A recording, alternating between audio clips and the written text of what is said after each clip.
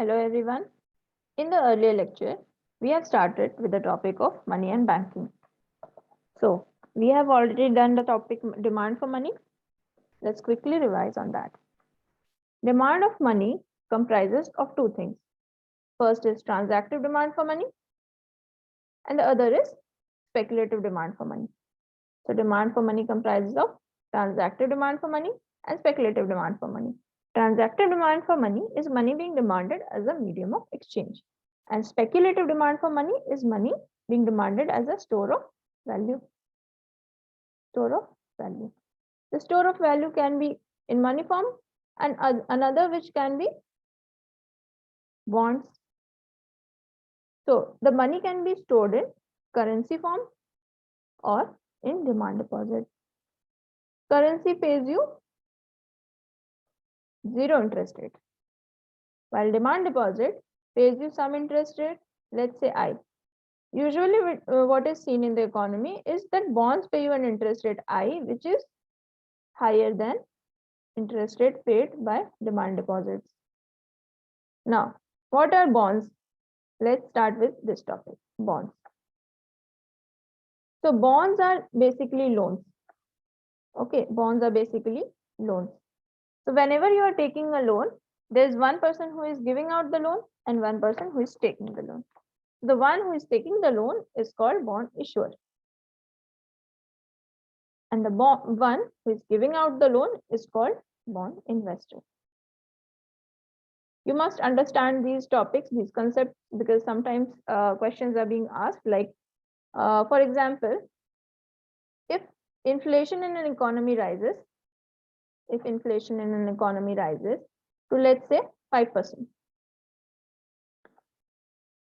inflation is equals to 5%. And you have taken a loan worth 100 rupees at interest rate 10%. So at the end of the year, you will pay out how much? 110. But the inflation has already eaten up 5 rupees. Okay. So effectively, you are paying out 110 minus 5, which is 105 rupees. You are paying out 105 rupees.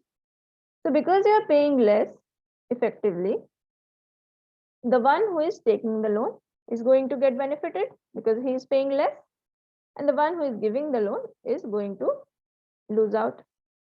So the bond issuer is going to benefit and the bond investor is going to lose out. Okay. Now, in bonds, we have to understand three concepts basically. What is bond? What is interest rate? The other thing is bond price and then bond yield. How is interest rate on bonds determined? It is market determined. It is market determined, but it is fixed. For example, here, the interest rate was 10%. So it was fixed. At the end of the year, you have to pay the amount. Okay. Now, since it is fixed, it is less riskier than, let's say, shares. The other thing is bond price. Bond price. Let's denote it by PB. PB is also market determined. Okay. It fluctuates between loan amount, which is here 100 rupees, and then maturity value, which was here 110. So it fluctuates between them.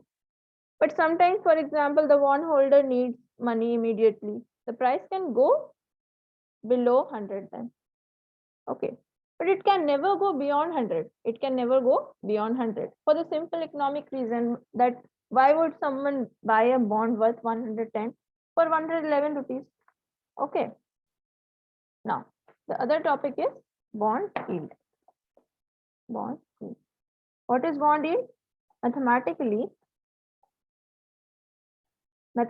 bond yield is equals to interest rate on bonds divided by bond price. Interest rate on bond divided by bond price. So there is an inverse relationship you can see. When bond price rises, bond yield falls, and when bond yield falls, bond price rises. Now, if the bond yield rises, and the bond price increases, then the banks are going to get loss. Why? Going to lose. Why? Because banks are basically wholesalers of bonds who buy bonds at lower price and then sell us at higher price. But declining bond price is causing a problem for banks because profitability of the banks will fall. As price of bond falls, the profitability of the bonds falls, banks falls. And recently you must have seen that the FPIs are moving out of the Indian market because of the pandemic situation. So as FPI moves out, then the price of bonds falls. Okay, price of bonds falls because supply of bond in the market has increased, so the price will fall. So the profitability of the banks will fall. Okay. The other thing is expected interest rate on bonds. Expected interest rate on bonds. It has an inverse relationship with the price of bond. It also has an inverse relationship with the price of bond. When people expect the interest rate on bonds is higher, then in present the bond demand will decrease. Okay, because in present the people won't buy bonds expecting the interest rate to go higher. Okay, so the price of bond falls. Now, the next topic is government bonds or government securities. These are also called gilt-edged securities. Why? Because these are the best quality bonds. Best quality because these are guaranteed by the government. They have a fixed return. Corporate bank loans are also good quality loans, but these are guaranteed by the government. Suppose corporate bank goes bankrupt, any bank can go bankrupt, so you never know. The other thing is the government bonds are regulated by the RBI, whereas the corporate loans are regulated by the SEBI. Regulated by the SEBI. Okay. Now, this is all for this topic. We'll do the rest in the next lecture.